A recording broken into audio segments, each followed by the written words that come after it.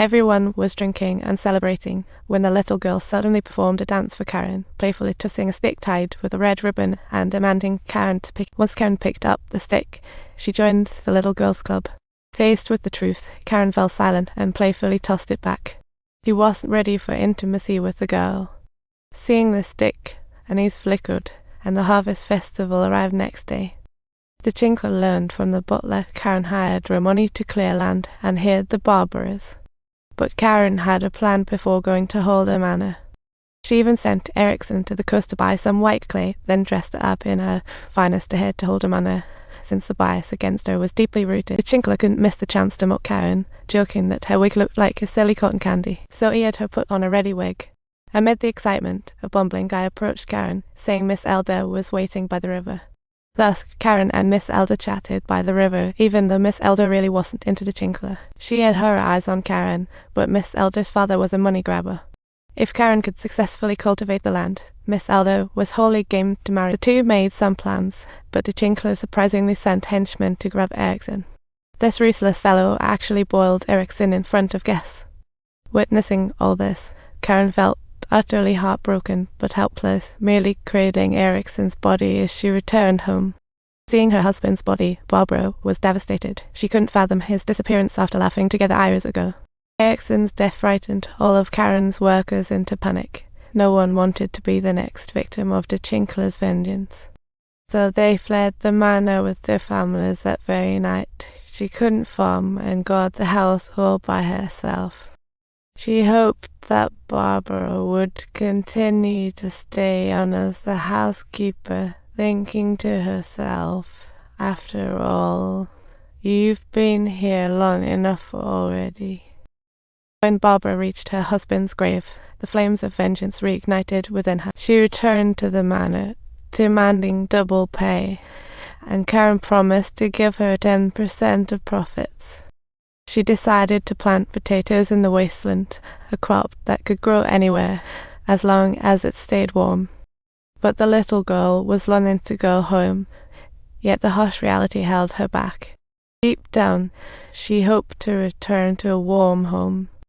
But the little girl returned to the manor again, having successfully escaped the tormenting Ramoni and resolved never to be sold again.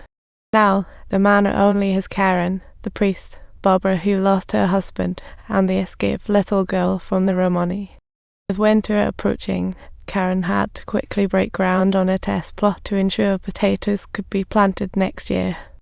Soon, the wasteland was blanketed in snow, and the little girl developed pneumonia from malnutrition, though Barbara prepared medicine for her. Barbara suggested planting some potatoes to improve nutrition, but Karen harshly turned her down. Meanwhile, the Chinkler heard from the butler that Karen had brought in a batch of potatoes from Germany. He was worried she might actually succeed. So he rushed to the king's residence that night to load leftovers, while Barbara unhesitatingly took them inside. They hadn't had meat in ages, and the Chinkler even brought Karen 2,000 crowns. He hoped that Karen would take the money and leave, as long as she didn't stick around here. Holding the weighty bag of money in her hands, Karen finally felt her inner determination start to waver. But before everyone enjoyed a good meal, Karen tossed all that leftover food back into a barrel, bringing it back along with the 2,000 crowns the next. She reluctantly slaughtered the last goat. Although Barbara said goats were more valuable, Karen didn't hesitate. With enough nutrition, the little girl gradually improved, and at night, Barbara gave her all the blankets. The little girl bravely went to Karen's room again, and soon after, she finally regained her health. They endured the harsh winter together, and ultimately, Karen successfully planted dozens of bags of potatoes. A new hope slowly grew in Karen's heart as the little girl handed her the stick tied with the red ribbon once again. This time, Karen didn't hesitate, and the girl found her true home. When all seemed well, a hailstorm nearly ruined their hard work. Furious, Karen screamed at the sky, but thankfully the weather smiled on them. The little girl joyfully called for Karen from afar as they both rushed in. They saw a tiny green sprout peeking through the soil. Finally, the king received the 80 bags of potatoes brought by Karen, and she instantly became a hero in the king. The king, overjoyed, gifted Karen dozens of citizens, lavish supplies, and the title of royal surveyor. Their lives underwent a qualitative shift as Karen and Barbara's bond warmed up, and the little girl gradually became part of the family. Everything seemed to be getting better. Meanwhile, Dichincla's jealousy flared up, while Elda's advice was futile, urging her not to clash with Karen. But Dichincla slapped Elda, dragging her to the window in a fit of rage, losing all sense of reason. That evening, she summoned Major Praisler and hired a bunch of death row inmates from prison, all while Elda watched in horror. That night, as everyone rested, the little girl suddenly awoke from a nightmare, and Karen pulled out her gun before heading out with Barbara to investigate.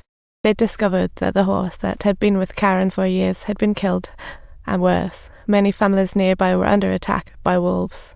The wise leader guessed it was man-made, while the wolves were drawn by the scent of blood.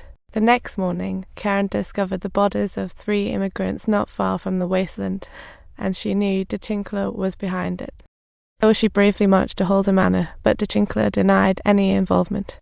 In a fit of rage, Karen whipped out her gun, but reason ultimately prevailed over impulse, forcing her to leave Holder Manor in silence.